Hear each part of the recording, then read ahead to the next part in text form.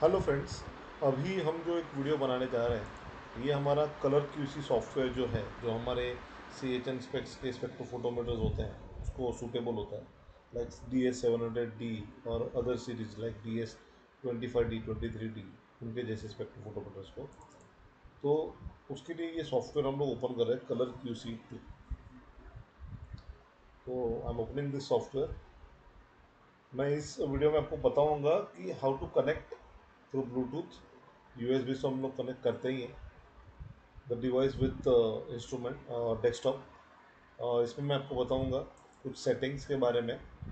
इसमें मैं बताऊंगा operations, direct test, target test, sample, library दिखाऊंगा। और इसमें मैं ये भी बताऊंगा आपको कि आपको डेटा को रिपोर्ट कैसे देखना है या एक्सेल में एक्सपोर्ट कैसे करना है। ठीक है, जिसमें आपको स्पेक्ट्रल कर्व वगैरह सब कुछ दिख जाएगा, स्पेक्ट्रल रिफ्लेक्टेंस दिख जाएगा for each 10 nanometre with in range of 400 to 700। या अगर आप यूवी वाला इंस्ट्रूमेंट यूज़ करेंगे तो 360 के बीच में। ओके, सो अभी हम लोग इसमें क्या करते हैं, पहले तो इंस्ट्रूमेंट को कनेक्ट करते हैं।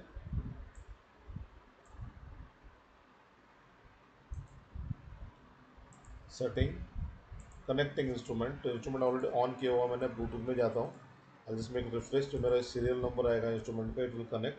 आप राइट साइड कॉर्नर में नीचे देखेंगे तो इंस्ट्रूमेंट नॉट कनेक्टेड दिख रहा है। अभी यहाँ पे कनेक्टेड हो जाएगा when it's with connected. Okay, और जो भी इंस्ट्रूमेंट होगा उसका डिटेल आपको यहाँ पे लेफ्ट साइड में आ जाएगा। So instrument is getting connected to connect. ये डिपेंड करता है आपका ब्लूटूथ कनेक्टिविटी स्पीड एंड इसके हिसाब से।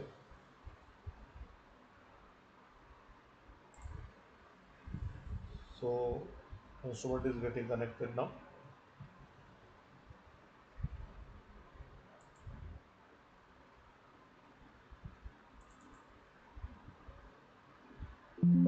सो नाउ आप देख सकते हैं इंस्ट्रूमेंट इज गेटिंग कनेक्टेड।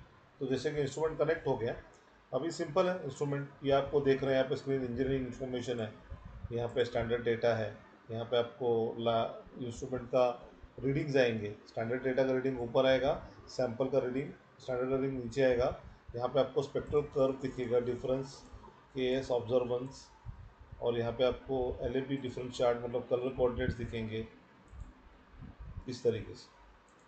ठीक है, यहाँ पे आपको कलर सिमुलेशन दिखेगा, यहाँ पे जजमेंट दिखेगा। हम लोग शुरू करते हैं। तो मैंने ऑलरेडी कैलिब्रेट करके रखा हुआ है इंस्ट्रूमेंट को, तो फिर भी आपको कैलिब्रेट करना है। So you can calibrate, first make white calibration. So आपको वाइट कैलिब्रेशन के लिए जो बॉक्स है उसके अंदर ही रखना है, वाइट टाइल के ऊपर कैलिब्रेट करना है। It will get calibrated on white. Then go to black. Black के लिए आपको ब्लैक बॉक्स में रखना है। ये आपको इंस्ट्रूमेंट के जो वीडियोज़ हैं हमारे उसमें आपको इसका विजुअल भी मिलेगा। ओके, ये इंस्ट्रूमेंट लेने के बाद तो आपको पता ही है। ये ट्रेनिंग अपना ये फिर ये वीडियो हम लोग बना रहे हैं specially for the software purpose. तो कैलिब्रेशन भी अपना सक्सेसफुल हो गया है। कैलिब्रेशन होने के बाद आप जो वाइट टाइल इसके में आया हुआ है उससे भी रीडिंग ले सकते हैं। यहाँ पे ये एवरेज का सेटिंग मैंने ऑप्शन ऑन रखा है ताकि जब भी हम लोग रीडिंग लेंगे तो एवरेज बेसिस पे लें। इसको सिंगल भी कर सकते हैं। मैं भी इसको सिंगल तौर पे रीडिंग लूँगा। ये रीडिंग आया।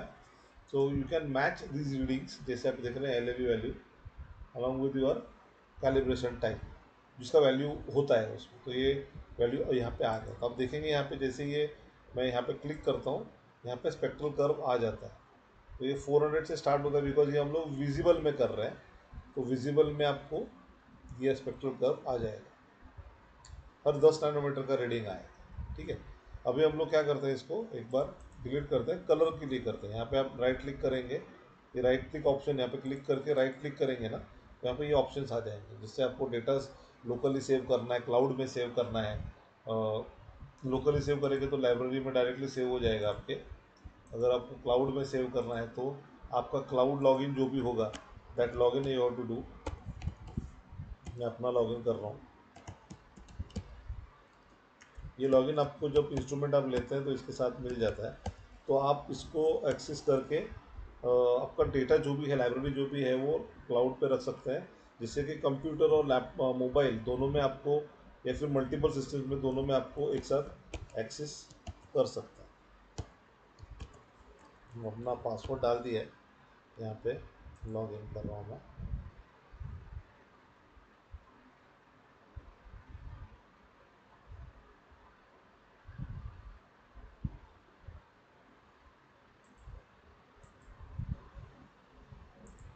तो लॉग इन हो जाएगा।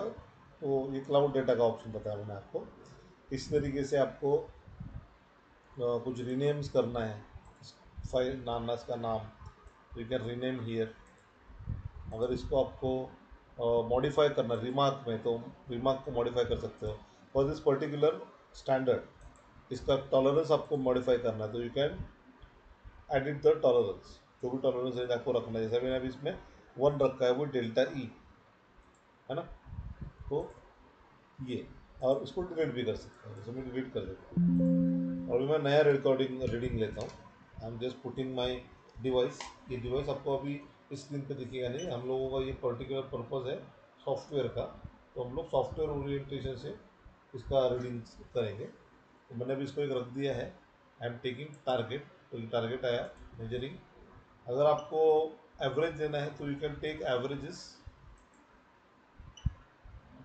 तो आपको एवरेज में इधर रिपीटेबिलिटी भी पता चलेगी इंस्ट्रूमेंट की। अगर दूसरे स्पॉट पे रखोगे तो शायद थोड़ा वेरी हो सकता है, depend on the surface texture, इसके हिसाब से। मैंने ये 3 रीडिंग ले लिए, देखो ये तीनों के ये रीडिंग्स आए और यहाँ पे इसका एवरेज आया। Then I will save it. तो यहाँ पे ये सेव हो गया। अब इसको मैं आपने देखेंगे, मैं यहाँ पे डिस्प्ले पैरामीटर्स रखा हुआ है। लाइट सोर्स स्टैंडर्ड का नाम, आप इसको एडिट भी कर सकते हैं। जैसे मैं इसको एडिट करके नेम कर देता हूँ सिर्फ स्टैंडर्ड। यहाँ पे डेट है, ये डेट निकाल देता हूँ मैं, सिर्फ स्टैंडर्ड रखता हूँ। ये रख दिया हमने, तो यहाँ पे स्टैंडर्ड आ गया। ठीक है। यहाँ पे टेस्ट मोड क्या है, S C I S C ई है। यहाँ पे आपका एल ए बी वैल्यूज़। यहाँ पे स्पेक्ट्रल नैनोमीटर भी आता है, मैंने 360 से शुरू किया हुआ है। तो यहाँ पे 360 तो विजिबल लाइट में हम लोग देख रहे हैं, क्योंकि डिवाइस विजिबल को सपोर्ट करता है। तो उसके हिसाब से विजिबल में, अगर यूवी का डिवाइस यूज़ करेंगे तो यूवी रीडिंग्स भी आएंगी। लेकिन अभी हम लोग विजिबल करें तो 400 नैनोमीटर से लेके हर 10 नैनोमीटर में आप देख पाएंगे अप टू 700 नैनोमीटर यहाँ पे आपको रीडिंग्स आ रही। ठीक है। अब इस चीज़ को हम लोग कंपेयर करेंगे। तो मैं अभी फिर से एक दूसरी जगह पे रख देता हूँ, सेम टाइप के कलर में, एंड टेस्ट सैंपल कर देता हूँ।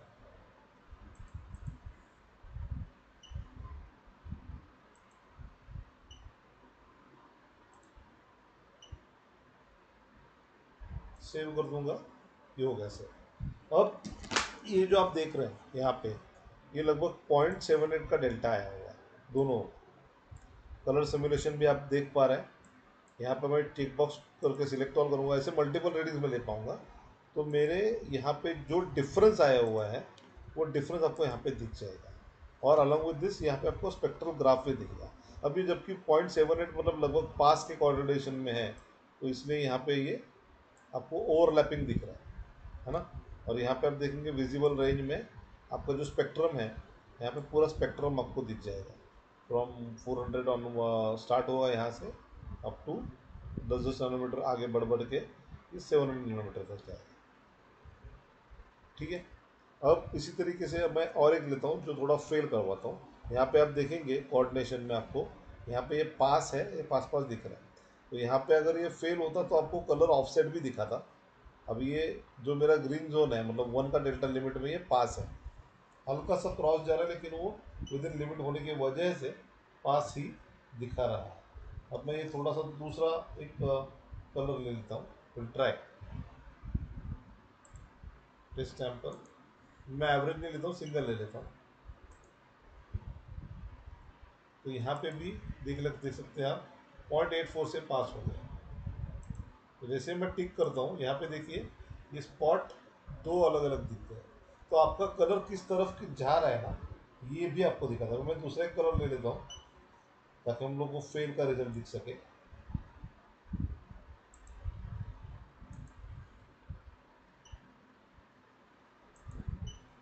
अब देखेंगे यहाँ पे सीधा सीधा विजुअली भी फेल दिख रहा है, ये भी फेल दिख रहा है। तो why it is fail, because ये रेड के साथ जो हम लोग कंपेयर कर रहे थे, ये फेल वाला रिजल्ट यहाँ पे आ गया। स्पेक्ट्रल में भी आपको देखो रेड जोन में कितना बड़ा डिफरेंस दिख रहा है ना।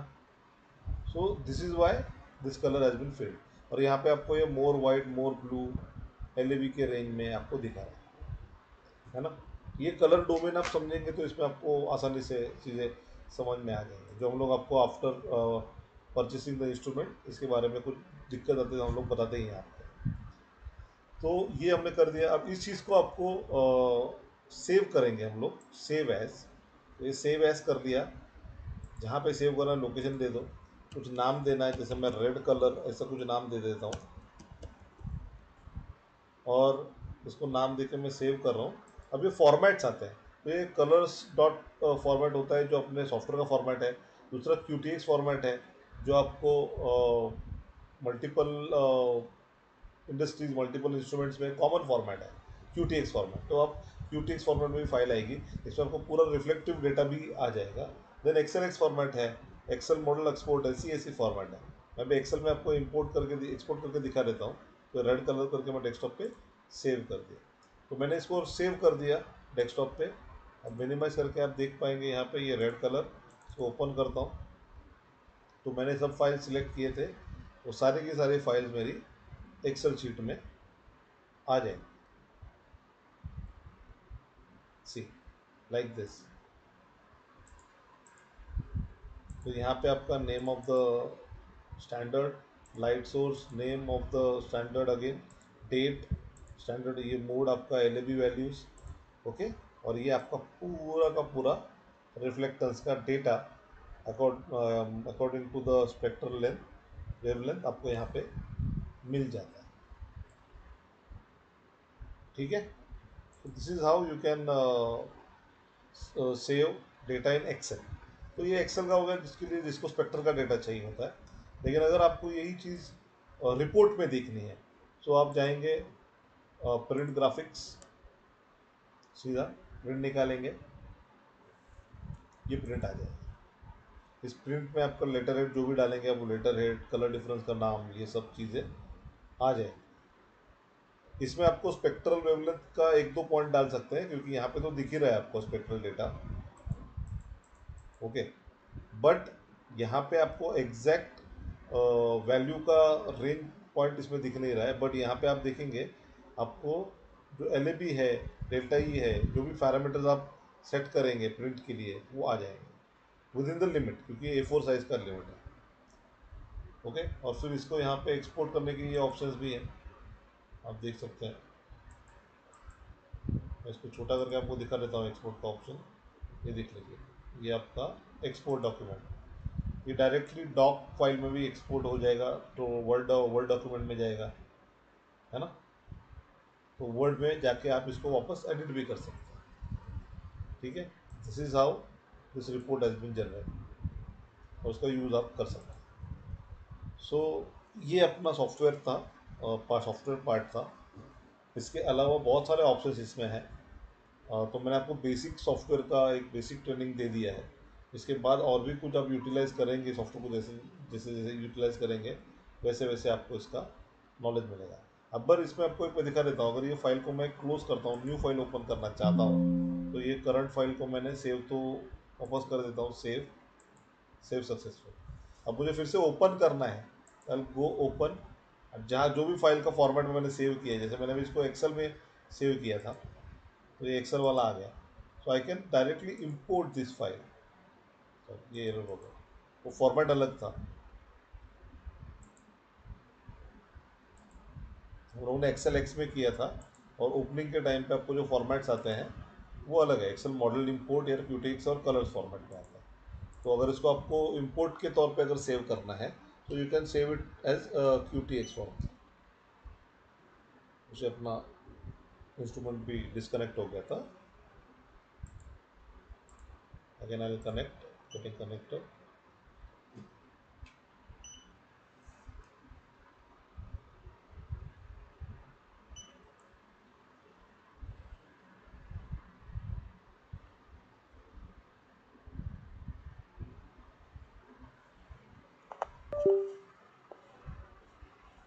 ये मैं USB से कनेक्ट करके दिखा देता हूँ। मैंने USB जोड़ दिया है।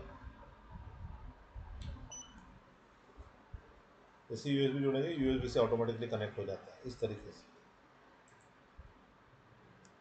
अगली चीज़ें वही है। यहाँ पे देखिए मैं इसको एक डेटा को सेव कर देता हूँ।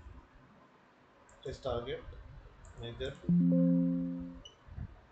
सेव सैंपल मेजर सेव, कोई दूसरा सैंपल मेजर सेव। अब ये जो भी डेटाबेस आपने ये ले लिए इसको क्लिक कीजिए, राइट, उसको सेव करना है। सेव एज, जो भी नाम देना, जो भी फॉर्मेट, जैसे मैं भी इसको नॉर्मल QTX फॉर्मेट ले रहे हैं and I make a name like ABC नाम दे देता हूँ। सेव, सेव हो गया।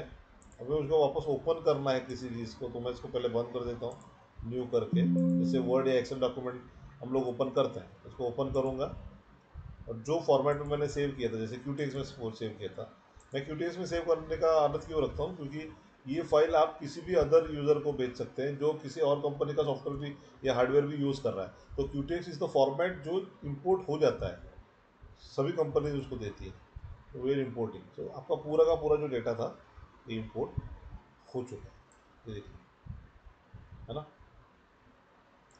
So this is how very simple ये सॉफ्टवेयर को आप यूज़ कर सकते हैं। This is spectral.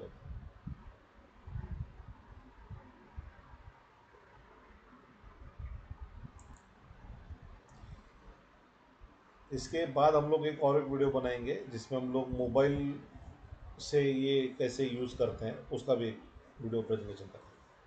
अभी के लिए ये कंप्यूटर वाला हमने बता दिया है, इसके बारे में और भी कुछ जानकारी चाहिए होगी सो आप हमारे साथ कोऑर्डिनेट कर सकते हैं दिए गए नंबरों पे, या फिर हमको ईमेल कर सकते हैं sales@hpfsinstruments.com पर। Thank you for watching this video.